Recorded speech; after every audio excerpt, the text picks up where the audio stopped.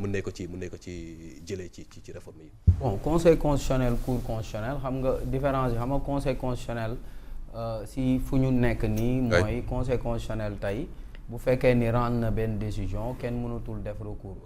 léegi différence bi entre conseil constitutionnel ak cour constitutionnel mooy tey bu fekkee ni am na cour constitutionnel bu jëlee benn décision da ngay mën a def recours. je pense que loolu tamit acteurs yi yàgg nañ ko waxtaanee je pense que c'est bokk na ci recommandation yi nga xam ne nii jóge na ci assise de la justice am na ay réformes yoo xam ne j'ai pas toutes les réformes dans ma tête yu mu proposé mais je pense que réforme boobu ça peut servir à quelque chose mooy tey jii jóge ci conseil constitutionnel dem ci cour constitutionnelle parce que loolu bon ak foo mënti bokk yow acteur politique moo xam pouvoir nga moo xam opposition nga tey dina la permettre tey boo demee ci au niveau du conseil constitutionnel par exemple nga bëggoon doon candidat ñu bañal la ko mais di nga mën a def recours pour ne non lii ainsi de suite bon je pense que samay. mais est-ce que problème bi posé wu na vu l'expérience politique bi ñu am conseil constitutionnel tey bu fi Macky Sall jógee ñu maintenir calendrier électoral bi sax c'est grâce au conseil constitutionnel. waaw non c'est grâce au conseil constitutionnel mais yàgg nañu waxtaanee loolu ne conseil constitutionnel aussi parce que tamit conseil constitutionnel bon je peux citer le cas de la candidature de Karim Wade.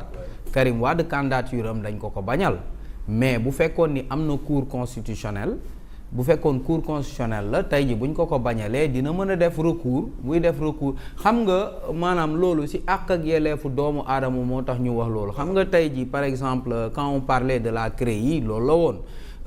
dañ ne woon amul double degré de juridiction wala maanaam bu ñu la àttee rek jeex na àtte nañ la condamné nañ la jeex na mënoo def recours xam nga loolu tamit boo xoolee du respecter li nga xam ne nii moom mooy àq ak yelleefu doomu aadama respecter àq ak yelleef doomu aadama moo waral dans tous les tribunaux du monde wala dans tous les tribunaux du pays day am première instance am deuxième instance am nga mën a dem tamit ba troisième instance mooy au niveau de la cour suprême même cour suprême bu ñu la fa daanee ñu may la possibilité nga def rabat d'arrêt même si le rabat d'arrêt n'est pas suspensif loolu yëpp pour permettre nit ki tey jii pour ëllëg bu fekkee daan nañ ko ci dara loo xam ne nii bon gis na ni droit bi ni ñu ko waxee jaaru yoon pour moom mu mën ko contester bon je pense que c'est dans ce sens-là léegi nag xam nga Sénégal peut-être benn problème la ñu am mooy xam nga mën nga am yéene gi maanaam tey ji sur le papier Sénégal boo xoolee côté réforme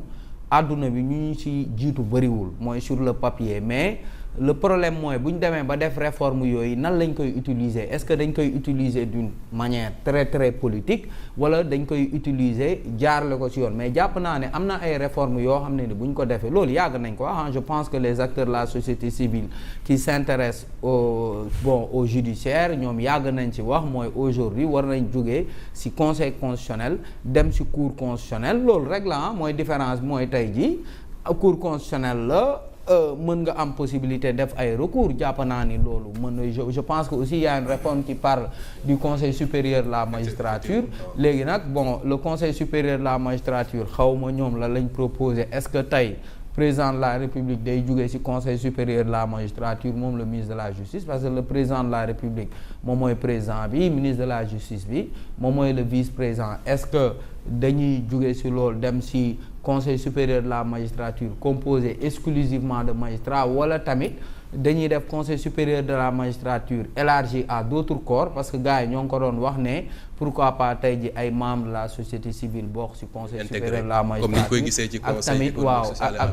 ak tamit peut-être ay professeurs agrégés en droit tout ça mais ça aussi il faut rappeler que magistrats yi ñoom ils étaient pas d'accord pour que tey jii ñu jël ay yeneen corps dugal leen ci conseil supérieur de la magistrature parce que nee nañ day mel nii rek nga ne l'ordre des avocats du Sénégal wala l'ordre des médecins wala yeneen ordre yi. dugal ci des économistes waaw nga dugal waa kay xam nga loolu ça dépend mais pour ce qui est de la cour constitutionnelle je pense que nit yi yàgg nañ ko wax yàgg nañ ko waxtaanee. te mën na jëriñ ñëpp moo xam pouvoir moo xam opposition la l'essentiel bon c'est de respecter je sais pas ëllëg par rapport ak justice bi xawma nan la ñuy nommer xam nga peut-être ce qui fait peur mooy la sortie de El Malick parce que El Malick ay jamono xaw ma nan la ko waxee woon sax. bu ñu rëddee ngeen effacé. waaw bu yàggee ñu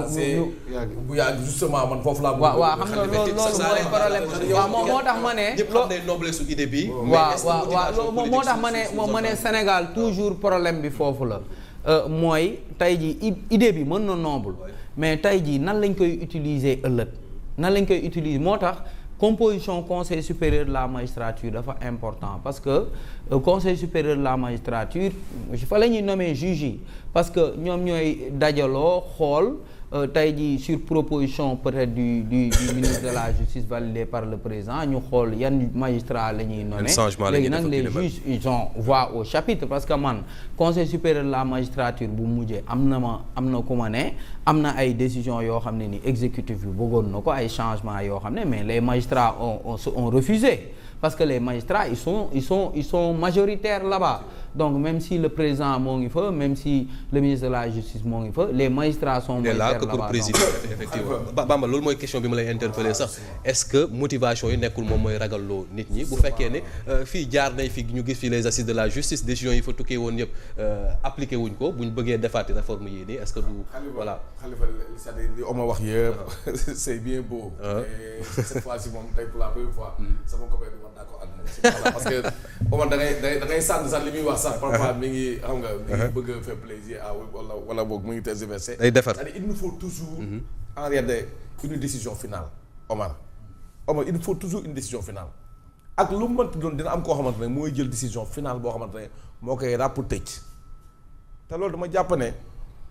conseil constitutionnel bii ñu amoon ma ne mi ngi doon def liggéeyam na ko waree c'est-à-dire conseil constitutionnel aussi mi ngi doon def wàccuwaayam comme ni mu ko waree dafa fekk na nag ni suñu politiciens yi ñoom ñoo bëgg seeni bang am ku leen ko lijjantil mais conseil constitutionnel cour suprême foog mu am si ab réew boo xamante ne les décisions finales doivent être prises par des autorités judiciaires boo jëlee li nga mooy ba bu ñu créé beneen bi nga wax après day nekk décision finale ndax yàgg match de football foog nga terminer ko yàgg aussi procès foog nga daaneel ko mu wàcc massa en réalité suñu justice bi amuñu problème ak sénégalais yi suñu justice bi aussi mi ngi def li mu war a def ak liggéeyam nous avons des magistrats dignes de leur nom leen nag mooy jafe-jafe mooy politiciens yi ñoo nekk si nii bang bëgg xool kenn ku ne boo ñëwee na ngay fexee say bang yow suñu justice bi lijjantil la ko nit moo toog osé fii wax ne ba tey li nga xamante ne mooy raxas bi setagul il fait allusion ak kii nit toogaal fii ne bu ñu rëddee ngeen effacé ñu daan ngeen effacé ba ñu rëddee danañ effacé kan ma ko wax c'est-à-dire bu ñu naxante quoi bu ñu naxante conseil constitutionnel élection yi passé ñu fi leen fekk ñu koy analyser am na ñoo xamante bëggu nañoo bokk ñu tere leen ko am na woo na bokk nañ de gauche comme de droite droit parce que kase ñoom ñoo amoon candidat ñoo bañal leen ko les libéraux amoon nañ Karim Wade ñu bañal leen ko amoon na aussi li nga xamante mooy la sœur à Soham Wardini Rose Wardini am na fi ñeneen ak ñeneen ñu xam ma ne Abdourahmane Diouf mi bëggoon na fee ne candidat Bougane Gueye Dany mi bëggoon na fee candidat te pourtant coow jubul ñoom ñëpp dañ koo nangu parce que coow jubul parce que justice foog ma tracé ma toogoon fii jàkkaarloo ak ay chroniqueurs ne leen décision bu ñëwee dina am ñu si bëgg ak ñu si dul bëgg waaye bu ñëwee ba nga xamante ne tey bëggoo si nga xamante ne justice nii lay demee bu suwaa abaa na mën na am yow yaa am dëgg si seen kaw mais mënoo justice boo xam ne yow sax jour yaa am dëgg ñeneen ñi moom du ñoo am dëgg boo amul dëgg nga ñëw taxaw jàkko sa dëkk ne justice bi baaxul mënul loolu am na ñoom dañ koy def saa bu ñu amul dëgg si liñ bëgg rek ñoom ñu taxaw jàkko Sénégalais ne il faut que ñu raxas système bi fi nekk ba léegi dañu bangee système bi nekku fii xam lu fi nekk réew mi fi nekk xam lu fi nekk justice sénégalaise moo fi nekk politiciens ñoom ñoo nekk ñoom si seen bëgg ñoom li ñu bëgg ñu la koy defal et puis li gën a graaw politiciens ñoom ñooy dem si seen i manipulation yi nekk ak ñoom si seen i schéma politique yi ba dem ba manipuler askan mi yaa ngi ko san ba dugal askan mi si seen i combat politique ba taxé li nga xamante moom wala ba dénoncer wala ba jàkkaarloo justice bi yoon. comme si justice politique yi rek lay àtte mais parce que amoon na fi benn cas mais li nga xamante ne mooy politiciens yi ñoom ñooy dugal seen i dëgg sa xel Macky Sall mi demoon na fi nit ñaa dañ dugal deuxième mandat troisième mandat moom aussi ñu waxee second nekkoon si wàllu deuxième